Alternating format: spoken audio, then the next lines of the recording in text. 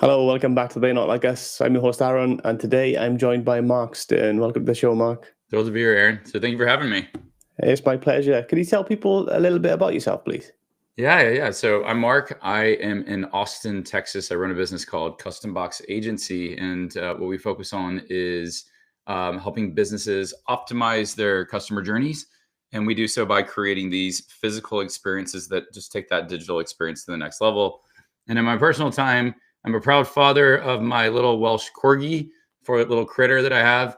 And I love to do Spartan races. So I like getting muddy in the mud and doing the obstacle course races. So that's just a little bit about me, but love the outdoors and love Texas. Yeah, it's supposed to be a lovely place to live in it, Texas. I've never been, but I've heard a lot about it. We're big. It's a big state, but Yeah, every corner is so different. yeah, man. I'll have to go one day. I'll have to give it a whirl. Yeah. But we were talking off camera just about the big 4-0 that's coming up for me. And you mentioned that you're doing all these Spartan races. How are you finding doing that now, especially if as you get older? Because they're a bit of a challenge, right? Yeah. So I'll tell you the story of how that all started too, just because it was never like something I thought I'd ever do.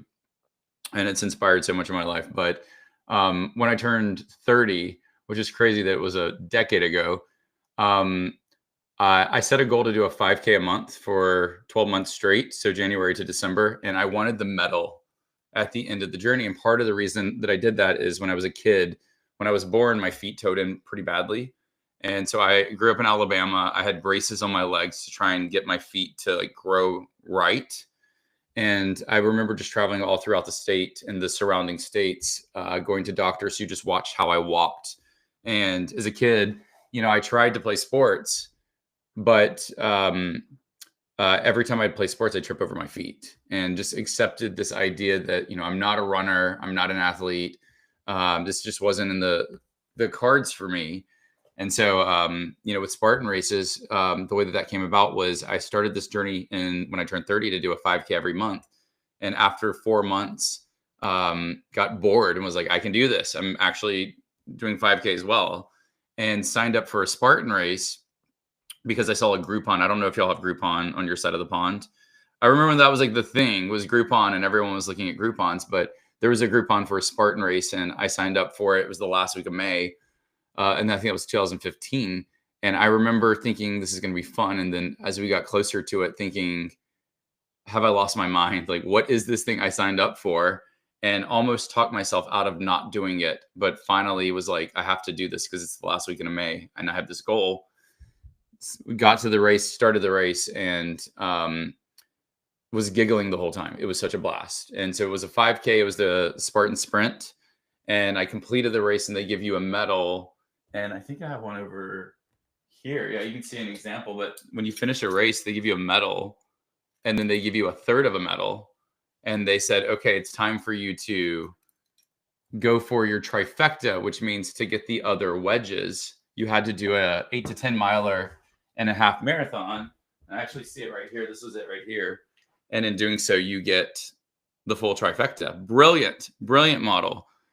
But that's kind of where this all started. Was I didn't hold a belief that I would ever do a half marathon mud run, but they built the systems and the machine that made me say, when I had 2 of the 3 wedges, if I have to drag my body across the finish line, I'm getting that last piece. And that's kind of where it all started. And the other part of this, I'll let you know, is turning 40. I did this every year until up to COVID. And when COVID happened, like we were all in quarantine at home. And I just did not take care of myself and got up to 250 pounds, which is not where someone of my height should be. And I'm 5'11". And it was the turning of 40 that made me wake up and go, okay, I got to change. Something's got to change because I read an article that said the average person in the US lives to 78. So 39 is truly that midpoint of life. And I just had this fear of what's the second half of my life going to be like if I don't take action. And that's when I really started to prioritize health and self. And as part of that journey, got back into Spartan races. And the second you have it on the books, you move your body to prepare for it. And so now that's just become a tradition that every year I'll go through and do the 3 races to get my trifecta. And I've gotten 6. So this year I will be getting my 7th trifecta. Yeah. I like that. Yeah. It is important, right, to have something to kind of aim for, to train for, kind of pushes you to do that bit more. I've found that out. I used to lift weight, so lift like heavy weight and try and like beat my own PRs essentially. So that used to drive me forward. But with the state of my back now, because I've done 2 discs in my back and stuff, I can't particularly keep lifting heavy. So I've been looking for something to kind of have something to train for, because I still go to the gym, I still train, I still keep myself fit, but it's different when you're preparing for something versus when you're just kind of going through the motions. 100%. Couldn't agree more. Yeah. Yeah, I've never done a Spartan, but is it very similar to the Tough Mudders, where they have like electric shock obstacles and stuff like that? So the way I did, I think during COVID, Spartan now owns Tough Mudder. Very similar in the fact that there's lots of mud and there's obstacles. Very different in that, like, Tough Mudder's obstacles for me were like goofy, like the getting electrocuted and I don't know, like there was so many There's ice water and stuff. It's like gimmicky, isn't it? Gimmicky. Oh, 100%. Whereas Spartan, I would say, is a little bit more strength-based obstacles, like climbing ropes, pulling things, pushing things, throwing things. But it's a little bit more like they're determined to turn it into an Olympic sport. But both are amazing. I don't want to get electrocuted, so but when I did Tough Mudders, like, again, I was like giggling the whole time just because the obstacles were so silly. But just very different in terms of the mindset and how they approach the races. Yeah, I've never trained either, to be fair. I've done like half marathons and stuff, but like in the traditional ones. But maybe it's something I'll give a go and see what it's like. Yeah, that's a blast. If you're in the States and you do it out here, let me know and I'll meet you up there. I've done over 20 to date, so, and growing. But good going, that too, fair.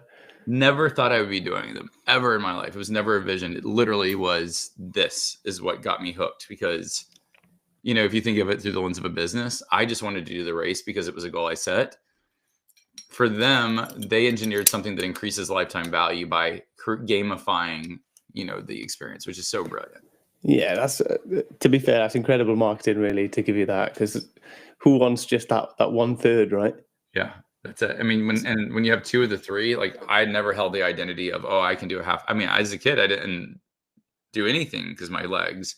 So to do that, like getting that last wedge, I broke down because like it was like shattering the belief, and you could see the transformation I had gone through back in 2015. Yeah, and I think if you've done all 3 as well, you're much more likely to continue then at that point, aren't you? Oh yeah. If someone can show you something about yourself that you didn't know, I feel like you have a fan for life. Yeah, it's very clever for them. But do you kind of employ anything similar in your business? Any kind of gamification or kind of, ways to kind of keep people coming back, really, I suppose?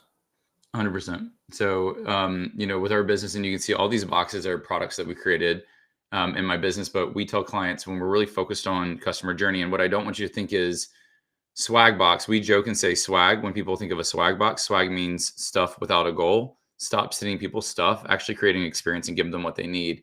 And so in order to do that, we need to get into what it is you're doing in terms of how you show up and serve your clients, your customers, even if it's internal for employees. And so when we design it, the first question that we look at is, if the customer life cycle is you acquire a customer and then you deliver the products, the promise as to what they bought, and then you want to retain them, those are 3 very different strategies. So when we work with the clients, we're like, is this campaign an acquisition campaign to get you clients or employees?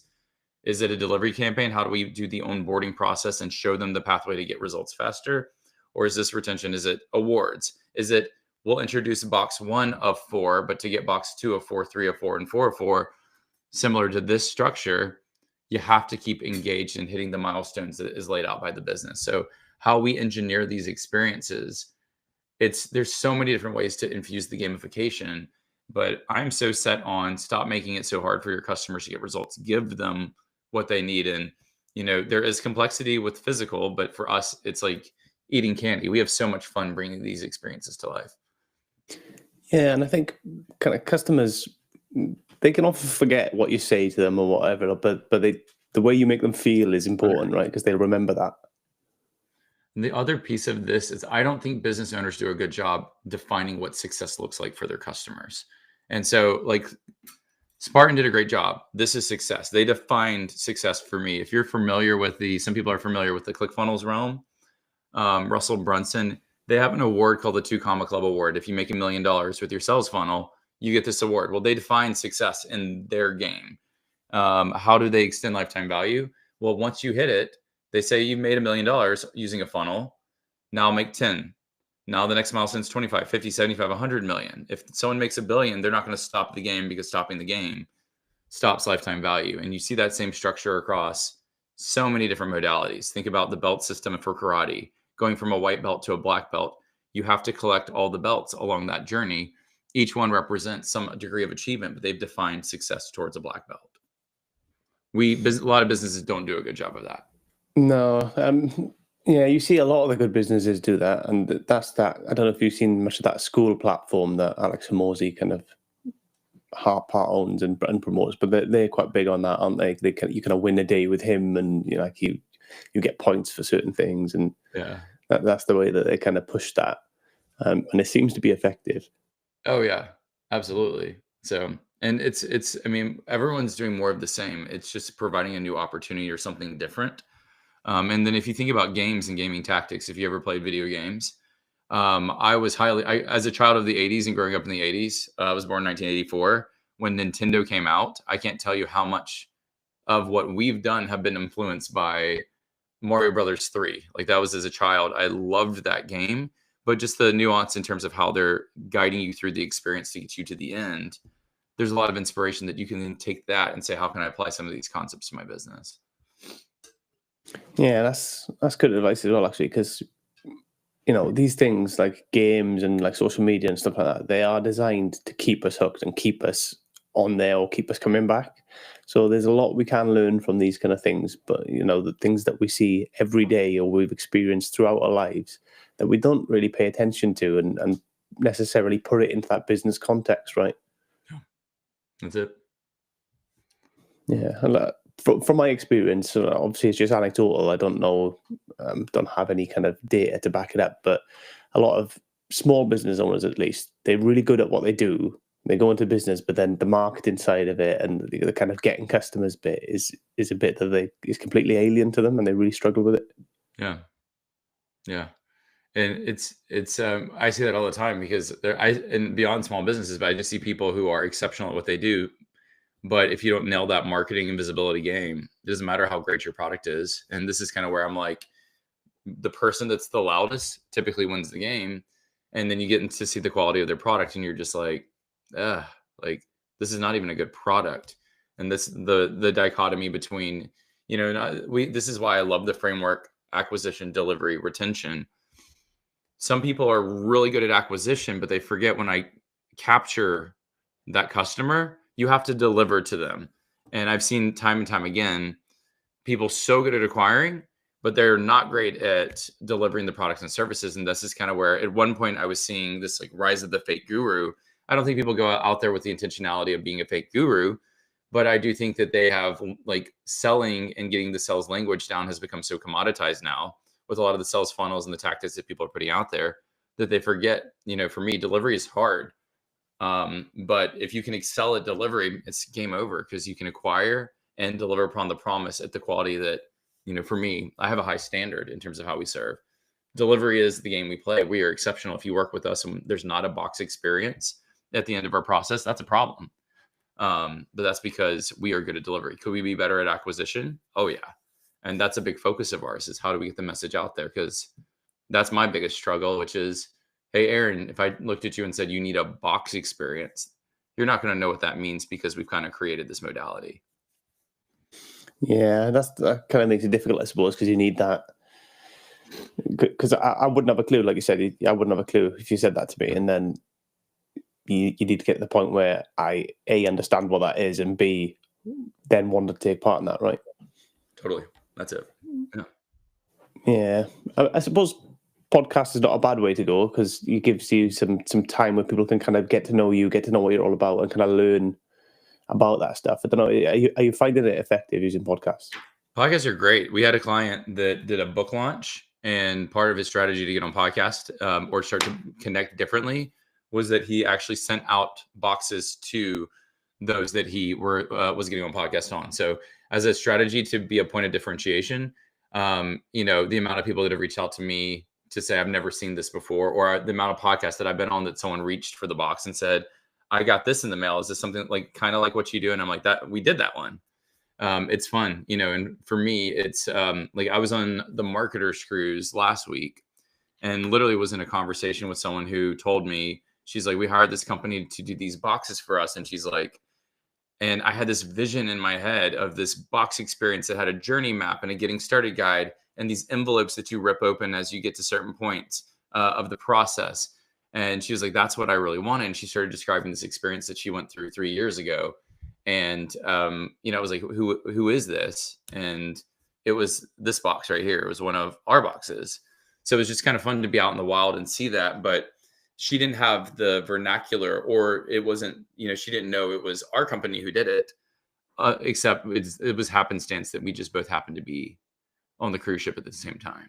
And so like the live events have been great for us. Podcasting is wonderful. But I mean, that just scratches the surface. I mean, our biggest thing now is, we're launching these two products, 57 Hats and Activate Deck. 57 Hats is about, as a business owner, do you know how many hats you wear in your business or how many hats your team wears? Because that's the first step of getting out of the day-to-day and start working on your business. Activate Deck is, do you have a vernacular around your customer acquisition strategy? And it's a system that helps you lay out how are you acquiring. But we're using boxes to convey this concept, similar to how a book may convey a concept. It's just a lot more kinesthetic, a lot more touch and interactive. Yeah, and it stands out, right? And especially now in a kind of modern society where everything is just getting hammered at us digitally, right? We're just getting constantly on our phones and stuff, and then having something different like that. Because I know whenever I order something like a new bit of kit or whatever, just having something through the door, it gives you that feeling, right? Something to open, not 100% sure, what it's going to be like. That kind of feeling is just, it's a good feeling, and it can really draw you to a company to be kind of more interested in what else they do. That's it. And I mean, that's one of the biggest things that we're seeing now is that AI, in this age of AI that we started to live in the last 2 years, to see how it's truly redefined the game.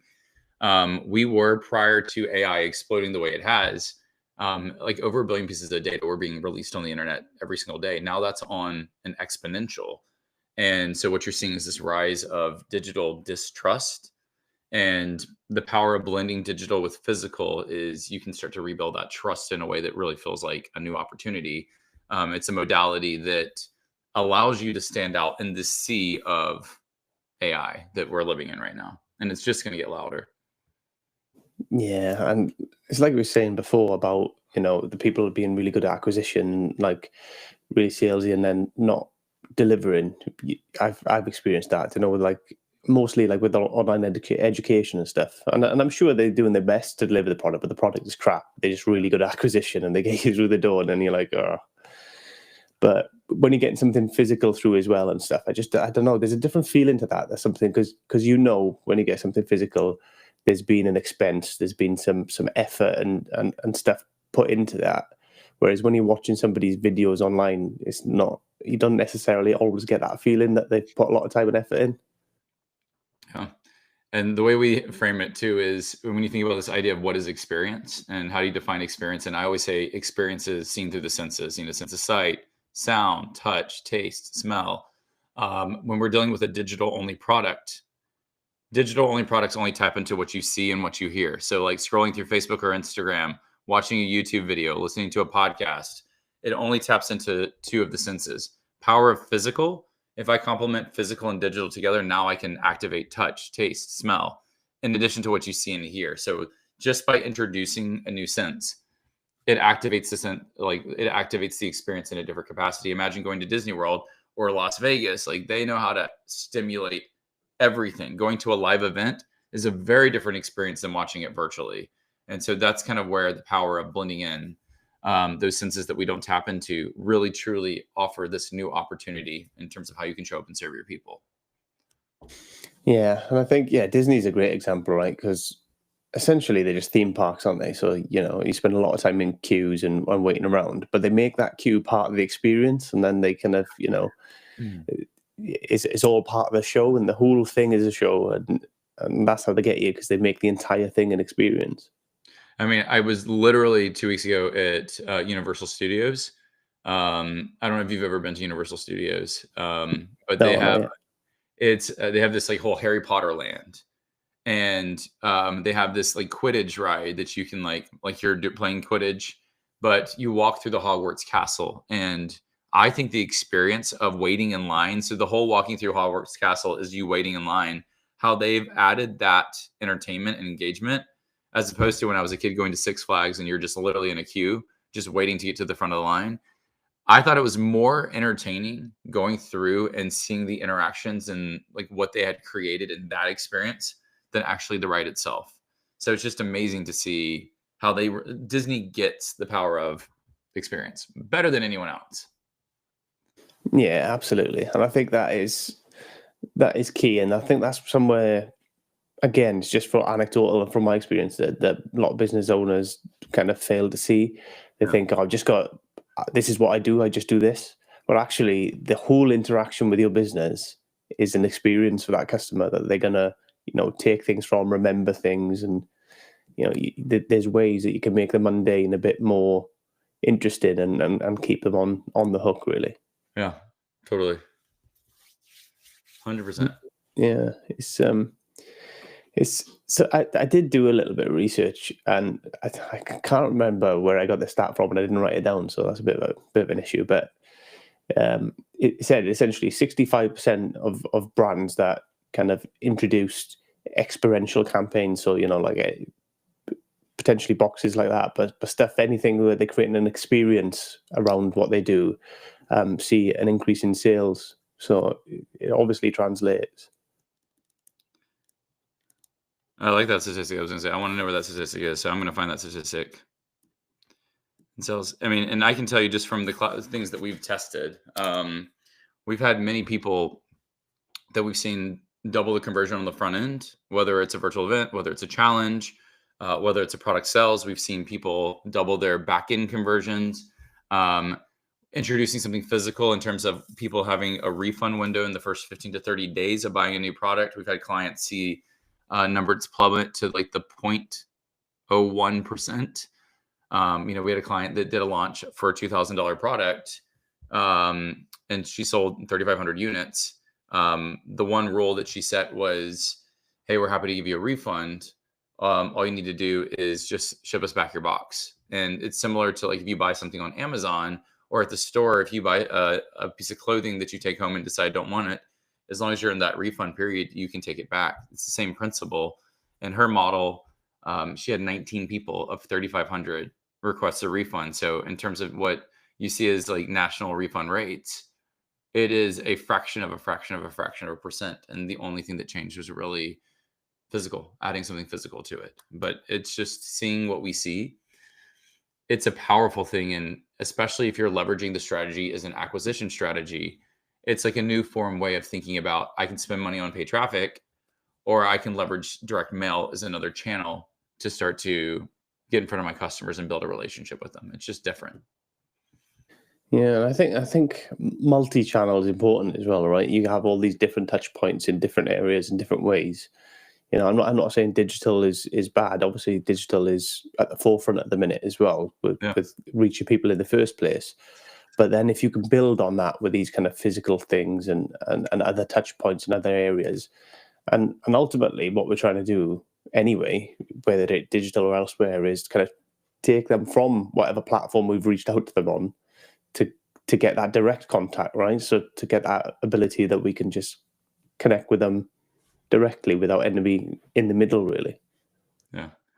And the other thing I like to say is like I actually want, I mean, the importance of staying relevant on a digital channel. I can't tell you how many products I've bought that I don't even know what the login is. Things that I've spent thousands of dollars on that I couldn't even tell you how to access them or log into them. and they're probably not maintained at the same. So it's just like that lifespan typically is a lot shorter. When I mail you something, how we think about designing the experience is, what is it that you already naturally save? Because typically I know when you read a book, you don't throw out a book, you put it on a bookshelf. And so you'll see a lot of our boxes that we design are a little bit bigger than a book. We'll brand the spine. And you can see these from some of the examples that are all behind me, is that we like that smaller size because there's a lot that I can pack into it in the experience, but I can also brand the spine and tell you to put it on a bookshelf as something that you can come back and reference. Same thing with board games. You don't play Monopoly and throw it out. You don't play with a basketball, and after you're done playing with the basketball, throw it out, or golf clubs, or CDs or records, you name it. There are things that we save. How do I engineer that? Because I truly do want to take up real estate in your house and be relevant. And I want to provide you with the education and the training to say, hey, you know how you can read a book or listen to a song or watch a movie once, and then 6 months later, watch the movie again, and it's a whole nother experience. The same thing happens in terms of how you may engineer your products and services. A lot of people aren't talking about the repeatability of going through the experience again.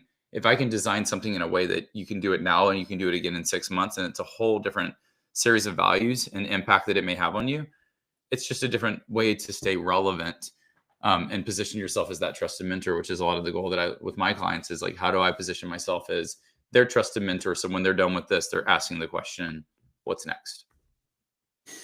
Yeah, I think with stuff like that as well, I like the whole make it like similar size to a book and stuff like that. And I think anything that kind of is maybe either traditionally along those lines that you can store, or maybe even something that's a little bit quirky, a little bit different, that people think, oh, that looks good in itself. That talking about the packaging itself now, not without what's contained within, then people are more likely to kind of keep it and then more likely to refer back to it and stuff like that.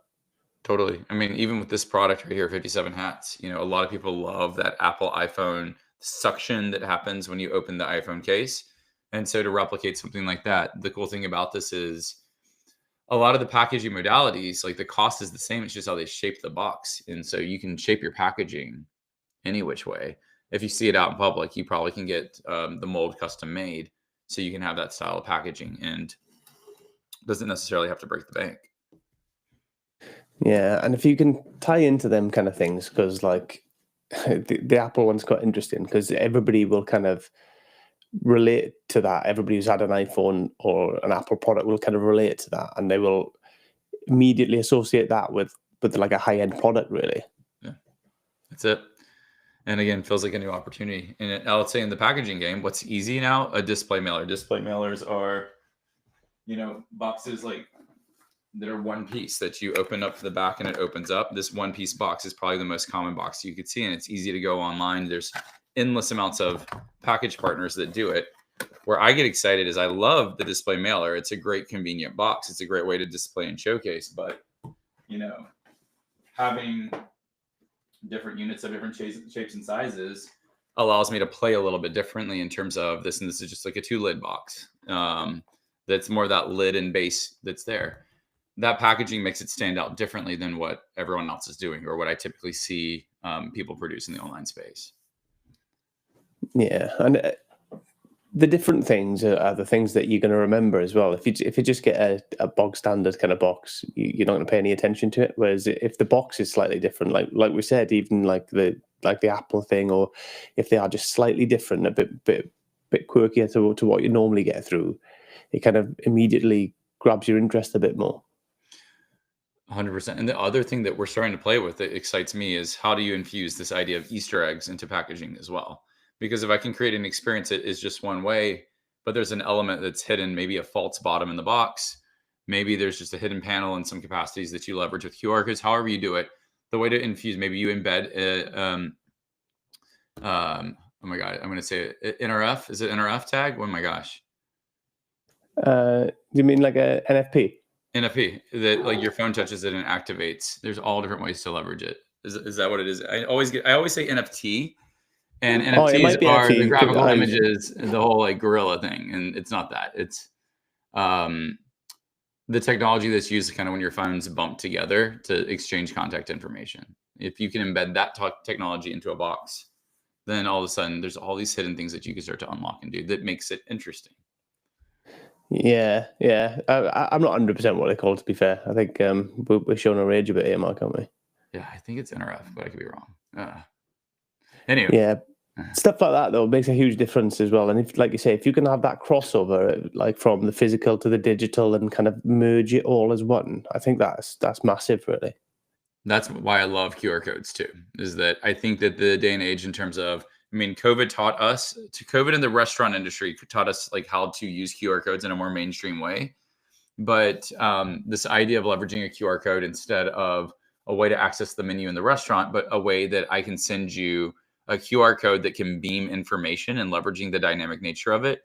There's so much that you can do. One of the things that we've started to test too with that is like, I could take a water bottle, put a QR code on it, and say, if you scan it on Monday, you may have the Monday workout if you're in the workout space, but if you scan it on Tuesday, it's the Tuesday workout.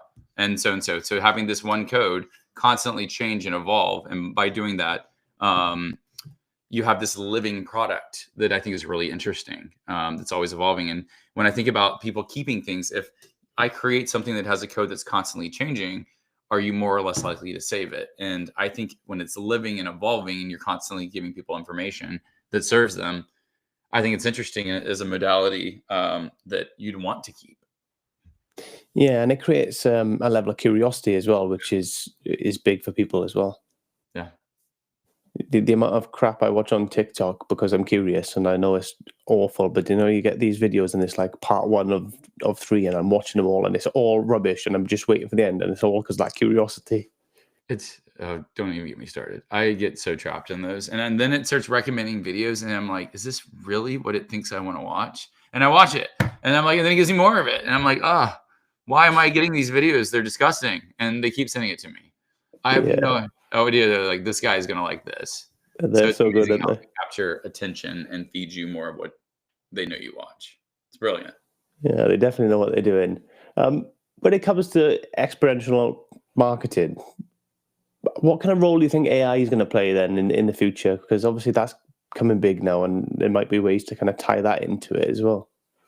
Yeah, I one of the things that I experience and like we're going to start testing is personalization. I think is going to be huge. So imagine getting a product or getting a box experience or something that truly, as you navigate it, it's not one fits all.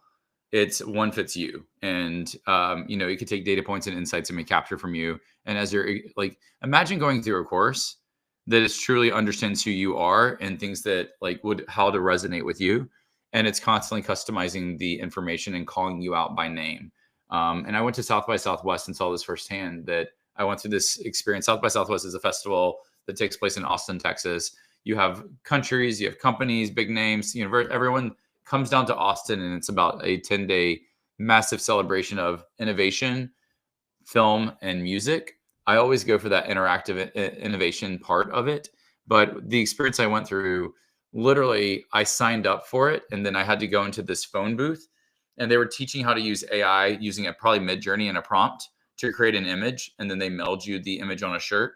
So it was a whole experience. But what I was so shocked on was when I got into the booth, the AI voice that was talking to me called me out by name. So it knew when I entered my 4-digit code, it constantly said, "Hi, Mark," and was just talking to me and calling me by name. And it just felt so much more human. And so I think elements like that is where we're going to start seeing this radical, eerie personalization that happens in terms of the messaging. And again, I love the blending of physical and digital. And if I can reunite those worlds, it is a massive point of differentiation. It's totally a new opportunity for your people. But I think that we're going to start seeing that. And then the scalability of it in a way that we just can't do when you're seeing all these AI workforces pop up. That's where it's going to get really interesting in terms of how I'm in Perry Belcher's mastermind. It's a mastermind called Driven. But Perry talks about this idea that it's a matter of time before we have a one-man business that is doing over $1 billion in revenue. And it's in order to do that, they have to leverage a massive AI workforce to bring it to life. So that's where I think things are getting creepy and interesting. And the workforce and the role of human in the workforce is radically getting disrupted. Yeah, there's going to be a lot of change, and it's quite surprising, really, how quick things do change, right? You look back kind of 20, 30 years and how far technology has come, and it's still just powering on. So, God knows what it'll be like in another 20, 30 years. I mean, I just think about back when I was in like elementary and middle and high school. We didn't have that. You actually had to go to the library and textbooks and research and come up with a paper. Or like we just got the internet and was like had that as a tool, but there was suspect about not trusting everything on the internet. And now, if you had to read Huckleberry Finn and answer a couple of questions, you literally can go into ChatGPT and ask it. And you're seeing students who are showing up in the room smarter than their teachers, which is building this distrust because they know how to navigate the game in a way that buys back their time, and a legacy system that is getting radically disrupted right now too. So it's just fascinating to see how it all plays out. I just can't imagine being in middle or high school today with the technology that we have. Even my nephew in Alabama, when he was like 5, had an iPad that they worked from. Like I didn't have an iPad until I think I was in grad school, and that was a big deal getting an iPad. Yeah, it is amazing how it changes. Yeah. But the thing you're saying about kind of AI, and it's true, right? You can just go and, if you had to do a book review, you could kind of just get AI to do it for you, essentially, or Yeah. bring a lot of the info for you, at least. I mean, I find I use ChatGPT as a search engine a lot now to kind of, search for stuff that I want, or like specific kind of statistics and stuff like that. It saves me trolling through the internet. Yeah. Um, how do you think it affects kind of creativity, though, moving forward? Because if people kind of rely on that to come up with all the info all the time, do you think that's going to have a negative effect on kind of people's creativity and what they bring to the table in that sense? I think it's a great question. And I think if you are wired the right way, I think it's an accelerator for creativity.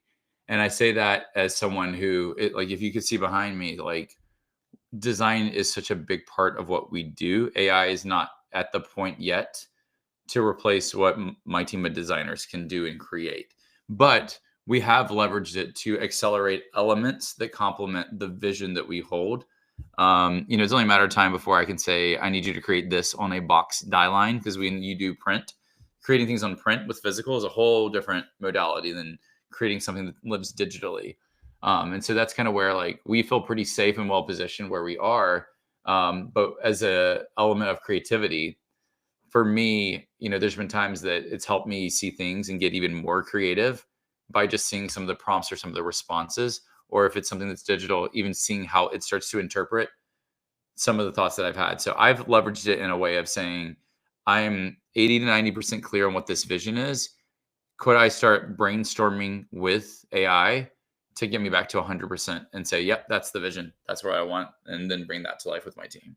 So that's kind of where it's just, I think it's a brilliant tool.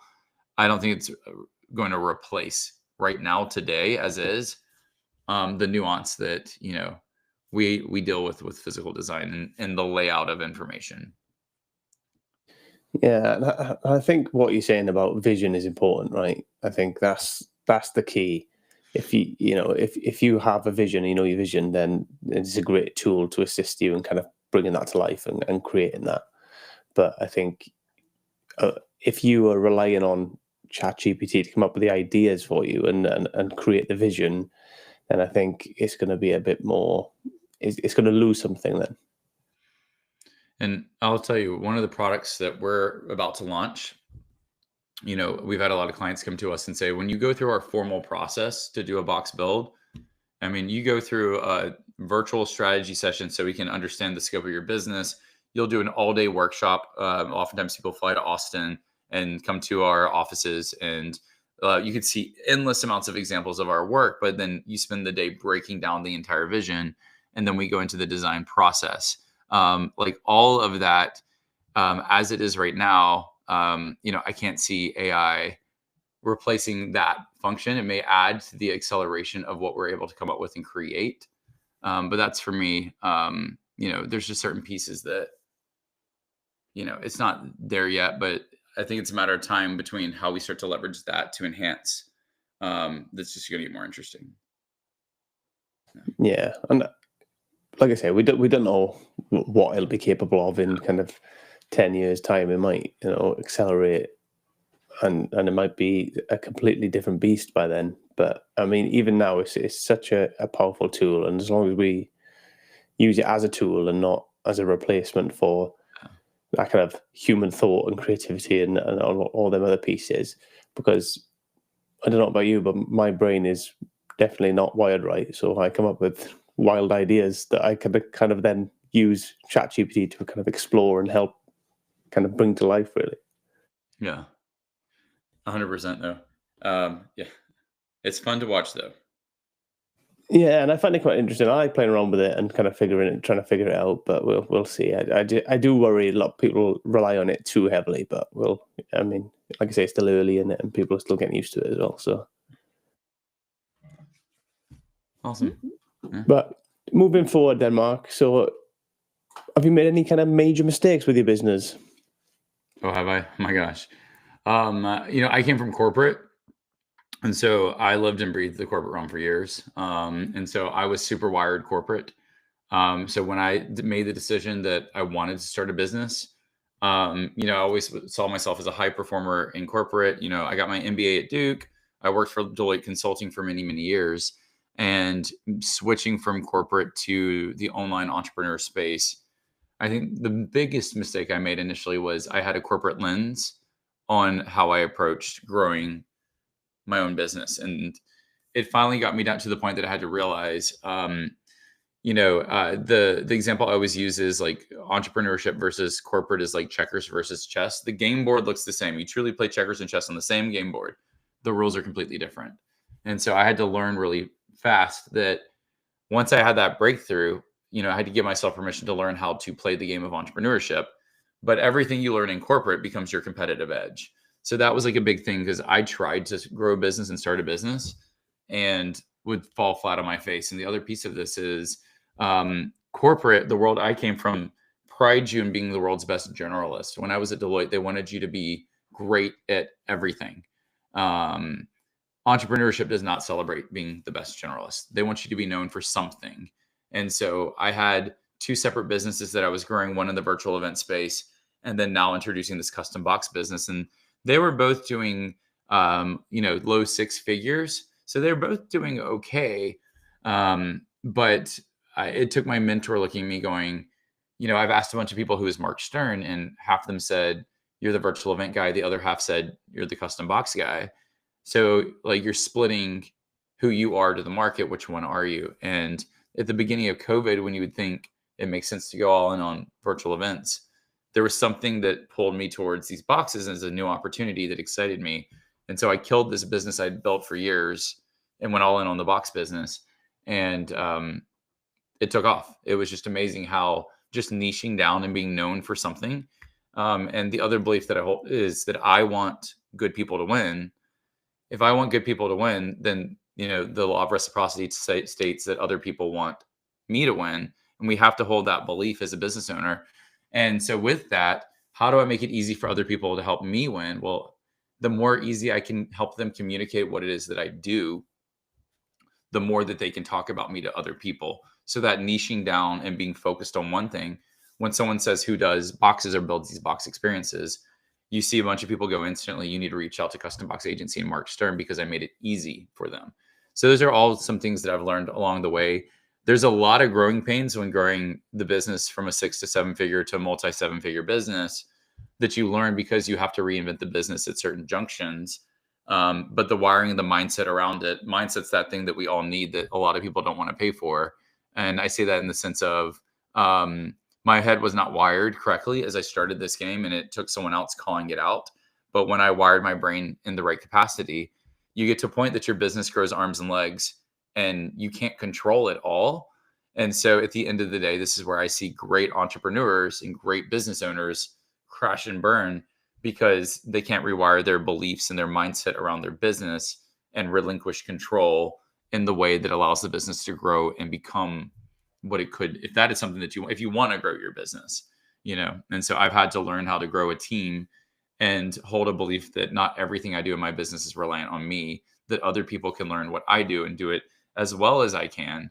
even though it may sound easier than it actually is. But I have to hold that belief, and those things have really helped us start to grow the business. Yeah, that's a big thing, right? Because Yeah. if, as a business owner, you can be that roadblock to prevent growth because you feel like you have to control everything, and there's only so much you can manage, right? As a business owner, if you want to grow beyond a certain point, you have to have that element of trust and bring people in and kind of train them. And I think the difficulty is when you bring people in, they might not necessarily do things the way you would do it, but it doesn't make it wrong. If it's effective, then that's the goal, right? It's interesting. Someone asked me if someone could do 70% of what you do, would you be happy with that? And the reality is, I have to be happy with that. And if I can get it to 80 or 90, even 100%, or find the people that can do it better than me, wonderful. But when we talk about scale, like there's a heart of what we do that is important, that is a bare minimum to say, if I'm going to put my name on something, there's a quality I want to guarantee my clientele. We are above and beyond that with the team. And I mean, I'm not even involved in the day to day, but it took me rewiring my brain to saying they can produce it and they can produce something better than what I would be able to do. And that's where I get surprised as I see what the team puts together. And had I stayed in the same mindset I had at the beginning of the business, man, I look at some of the things they produce and think, I have no idea how they thought of this and shaping the story in this capacity, but this is far better than, and part of that's just giving them permission to step into their genius too. Yeah, and I think that ultimately is the goal, and that's what the best businesses do, right? They bring in people who can actually do it better than them. Yeah. And if you can do that, then you're laughing. You're well on your way. Yeah. So it's a game. Growing a business is such a game. And so as a game, Mario Brothers, I used to play Mario Brothers 1. I played all the Mario Brothers in original Nintendo, but when you die, you restart and you keep going until you master it and get it right. I mean, that simple element, I can't even tell you with the business itself, is that, you may not get it right the first time. You start to transition it off, but as you finesse and build the systems and the SOPs, your team gets sharper and stronger and stronger. And before you know it, you're just like, how do we get here? This is incredible. Yeah, I think people kind of, not everybody, but a lot of people kind of rush it, don't they? And think, they want to achieve it all really in a real short space of time. When really, if you just take a step back and look at, be patient and work at it, them sort of small marginal gains over time can have a massive impact, and your business can be like unrecognizable when you actually reach, 2-3 years down the line potentially. So true. I mean, that is absolutely true. So firsthand experience though. And I've seen people on my team who started as almost like a virtual assistant role. And I could see their genius and I could see their strengths, but they didn't hold that belief in themselves. And some of those people are high up managers or leaders on the team right now, but they never imagined that they would be where they were. And I didn't imagine I'd be where I am with this business, and I never knew when I started this business, what to expect from it. But that's what's been so beautiful, is to see how far I've grown, but also how far other members of my team have grown as well. Yeah, that transition from corporate to your own business, did you do that kind of gradually, or did you just kind of jump all in? I would have loved to have done it gradually. It was like burn the ships. The reason for it was, if you know the lifestyle of someone who does corporate consulting for like a big consulting firm, um, I would fly weekly. So at 4:45 a.m. every Monday, a cab would pick me up, take me to the airport, and I'd fly to my client. And I'd either be back Thursday night or Friday morning, just enough time to wash your clothes, put them back in your suitcase, and do it again. When you have that lifestyle, you literally are in meetings all day, working at night or in the morning. And so you have no quality of life. The quality of life is terrible when you're that road warrior with where I came from. And so this idea of starting a business was always something I wanted to do. I didn't have the mental capacity to do it. And it all came to a head. I know the date. It was December 27th of 2017. It was the first time in the year that my brain could really slow down, because it was like the holiday break. And when you're in that lifestyle, it's just go, go, go.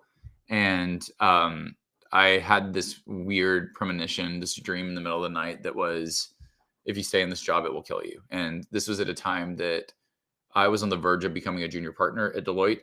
I would have had my title changed in a matter of months. and you just know it's going to happen because of your rating and the number of years you've been there. So it was all about to happen. And I didn't want to see my title change after that. So I literally came back, and it was January 3rd. I had to be in Dallas, and I sat down with the partner I reported to and told him, I will stay as long as you need me, but I have to go. And put in the notice January 3rd of 2018, and stayed until May, until that, because it's just hard to replace people when you're that intensely involved in that world. But I wanted to leave on a good note, and I had nowhere else to go. And, when I made that transition, I beat myself up initially because like as a new entrepreneur, because I'm like, why am I not doing more? Why am I not working harder? Why am I not farther along? And I hadn't given myself permission to learn how to play a new game and detox corporate out of me. But I had no idea what it was I was going to do. I just knew when I left corporate, it would free up the mental capacity to get creative again and then figure out. And, as a backup, I could always go back into corporate. So I just had to accept, this could be challenging, but the reward far outweighs the risk, and so I wouldn't change. I'm proud of when I did it, and it was the right time to do it. And then 2 years later, we're in quarantine for COVID. So it was a nice little runway before going into a whole new world. Yeah, and thinking about it as well, people always say, don't they regret the things you don't do rather than things you do. And like you say, you could have always gone back into that world and got your job back, or got a similar job at least. But you might have been kicking yourself if you never actually gave it a go. Yeah, I wonder that too. Because I'm like, what would my life look like? But man, the craziest thing is I've always wanted a dog, and it was in 2017, early 2017, that I landed on, I want a Welsh Corgi. I don't know why. I wanted like a medium-sized dog that would be great indoors, that would be a good companion and smart. And it fit the bill, and found a breeder in Texas and reached out and just said, hey, I'm coming to you in sometime in 2018. I don't know what made me do this, but I paid her for this dog that did not exist. And she was like, what do you want? And I told her a black-headed female tricolored corgi. I don't know why it was that specific. And I was like, I want her to be a little girl. And the day I put in my notice at Deloitte, January 3rd, 2018, I was driving home from Dallas to Austin thinking, was that the stupidest thing I've ever done in my life? Like, giving up the 6-figure salary, giving up security. I still had all the student loan debt from business school, and was beating myself up, and went to dinner. My friend who I was to meet at dinner was running late, and I opened up my my news feed, and at the top of the news feed, the woman posted, I have available this black-headed female tricolored corgi, this little girl. And I messaged her instantly and was just like, that's my dog. And so it's kind of funny just how the universe is almost like, am I crazy for doing this? Like, send me a sign. And that was one of the best signs I could have ever received. And that stuff, I was like, I truly cannot make that up because it's too coincidental. But I mean, there's something, I don't know if it's divine or if it's just, a gift from the universe or whatever you think it is. Because I would never have considered myself woo. I'm very literal because that's the world I came from, but I can't explain moments like that are like, how did this gift that is the greatest asset that I own come into my life the day that I made it one of the biggest decisions of my life? Yeah, it's quite interesting when stuff like that happens, isn't it? And it's there's so many, I mean, unexplained things that happen in the world. I don't know, but I do find, or it seems to be the way, and I don't know if it's a mentality thing or maybe just appreciate it and notice it more, but when you're kind of following your own path and doing your own thing, that thing that feels right to you, rather than kind of jump into other people's tune and doing a job that probably is getting you down a bit and stressing you out and causing all these issues, then things do kind of seem to fall into place a bit more. Yeah. Yeah. For whatever reason. And I'll say this, like, it's fun to wake up and just like, I love my business. I love my team. I mean, so like, I probably work just as hard as I did at Deloitte, but it's under a different guise. It's nice to do it under a domain that for me is just having lots of fun. Yeah, and I think just mentally it's from a different place in it when it's something that is your vision, something you want to do, is something you're pursuing, rather than kind of fulfilling goals for other people. Really, Totally. Yeah. Hmm. It's my little baby. yeah, I love Yeah. it. It's brilliant that you are doing it and that you're doing so well at it. Mark, where can people kind of find out a bit more about you and about your business if they wanted to kind of get in touch or just learn a little bit more? I always tell people you're welcome to reach out to me on Facebook or LinkedIn. Those are great places to find me at. Customboxagency.com is our website. You can easily go there and connect with me or a member of our team just to explore. We offer a free consultation just because we love to learn what people are doing. And if we could be a part of your journey, we love that strategy of how to take your business to the next level. So those are probably the easiest places to go to find me. Cool. I'll try and drop the couple of links into the show notes and make it a bit easier for people to find you and stuff anyway. Before we do kind of bring this episode to a close, do you have any kind of final thoughts or messages that you'd like to share with people? Yeah, the biggest thing is, especially if you're going down this journey, if you're thinking about leaving corporate, going to entrepreneurship, if you are thinking of starting a business, I see a lot of people lock themselves into a room and create a product and then throw it out there and then question, why is this not working? And I think this game is so much more fun when you play it with other people. And so this is why I like the power of finding communities, joining masterminds, building peer networks, even if it's peer masterminds, but to be able to play this game with other people and not rely on you. It takes so much stress off your shoulders as a business owner. Because I find that when I try to create by myself, I can create some pretty good stuff. But when I start to co-create with other people, one, it's more fun. Two, the product becomes so much better because we have a lot more insights and modalities that are tapping into it. And so that's what I would just say is that if you find yourself frustrated or angry or whatnot, especially if you're playing this game alone, don't play it alone. Find other people that join, get on podcast, build your network. But that part of this game is you'll see that there's a lot more people like you, and it's so much easier to win together. Yeah, that's great advice because it can be a lonely, lonely place if you're doing it by yourself as well, right? Because you spend a lot of time kind of locked in doing stuff, and if you've got nobody to bounce ideas off of or to talk to, and I think it's just human to want to kind of share stuff with people, with other people, share experiences to kind of Yeah. just makes us feel better, I think. 100%. 100%. I mean, we wouldn't be where we are today if I kept it all to myself.